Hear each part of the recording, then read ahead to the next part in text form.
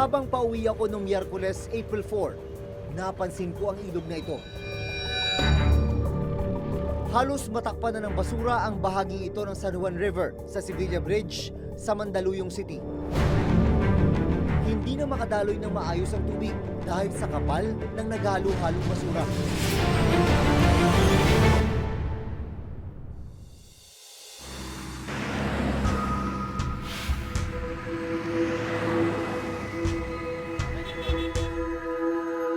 Makalipas ang 3 araw, binalikan ko ang Sevilla Bridge.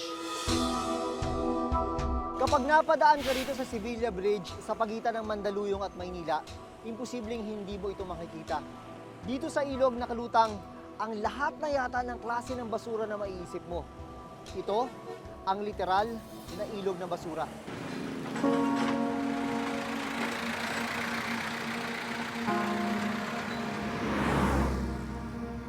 Sa gilid ng Sevilla Bridge, nakilala ko si Joel Pasao. Mahigit 20 taon nang nakatira sa gilid ng tulay. Nasaksihan daw niya kung paano lumala ang pagdami ng basura dito. Araw-araw yan, lagi kita marumi ang ilog. Lagi may basura. Maraming administrasyon na dumaan. Ganyan pa rin yung ilog niya.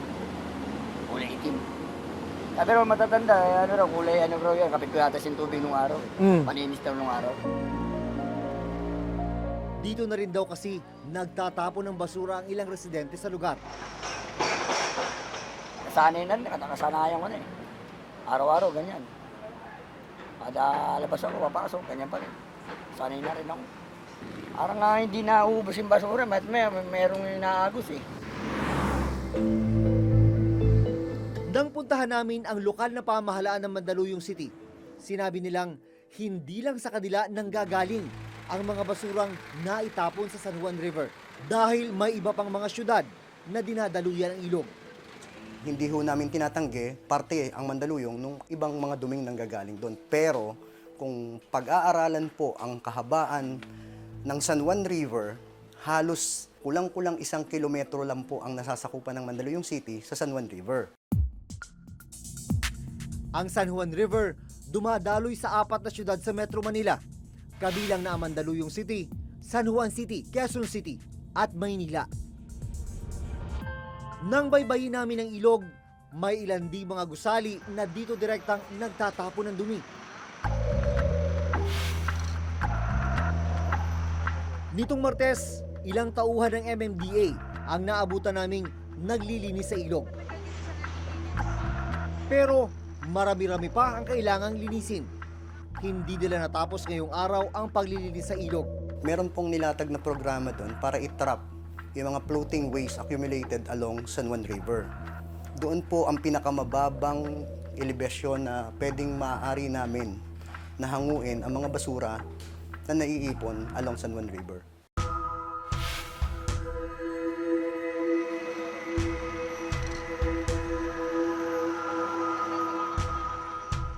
Hindi nalalayo sa sitwasyon ng San Juan River ang Estero de Magdalena sa Santa Cruz, Maynila. Nangingitim na ang tubig. Halo-halo ang basura. Natakluban na ng mga lumulutang na basura ang tubig dito. Ito yung isa sa mga sinasabing palikuran ng mga taga rito. Ang masaklap, pag kailangan nilang umihi, dito ginagawa, pero ang bagsak sa estero. Katunayan, dyan pa nga naiwan sa ilalim ang mga dumi ng tao. Aminado ang ilang mga residente dito, tulad ni Aling Lydia, nakasama sila sa mga nagtatapon ng basura sa estero. Minsan po ang mga anak ko, kasi naglalabas kami ng basura sa labas. Naka-plastic, hindi naman maiwasan ang mga anak ko na hindi maghagis. So diretso na sa estero yun? Oh, estero. Naaalala pa raw ni Aling Lydia kung gaano kalinis ang Estero de Magdalena noong araw. Dati po kasi tumatakbo ang tubig niyan, malinaw na malinaw. Halos may mga dalag pa nga dyan at saka hito eh. Pag umuulan nga, may naliligo pa eh. Dumarating ba sa puntong mas mabaho talaga yung amoy niyan?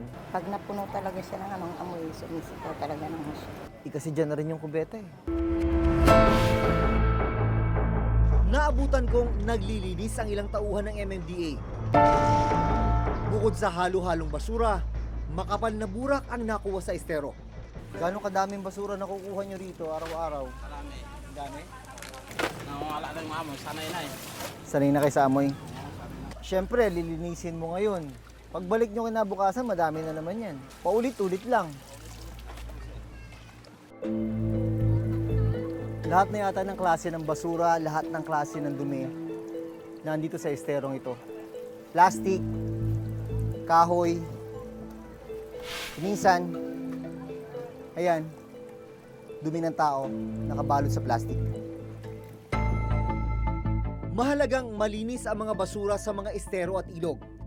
Kung mangyayari kasi ito, maayos na dadaloy ang tubig sa mga estero at ilog patungo sa karagatan.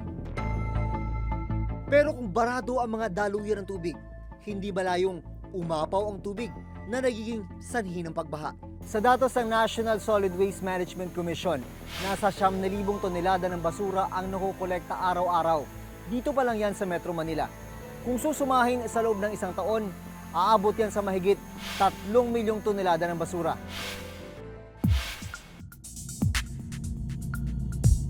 Ang mga naipon na basura sa Estero de Magdalena, dito muna sa pumping station sa Vitas Tondo, pansamantalang itinatambak.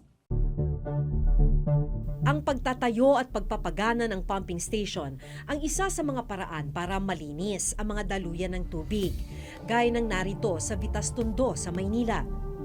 Ang papel ng pumping station ay siguruhin na hindi masyadong tataas yung level ng tubig sa ilog. Kasi kung hindi ma-pump out yung tubig papunta sa dagat, tataas yung level ng tubig sa ilog at dito na nagkakaroon ng pagbaha sa maraming bahagi ng Metro Manila. Ang problema, maraming pagkakataon na nasisira yung mga pumping station dahil sa sobrang dami ng basura.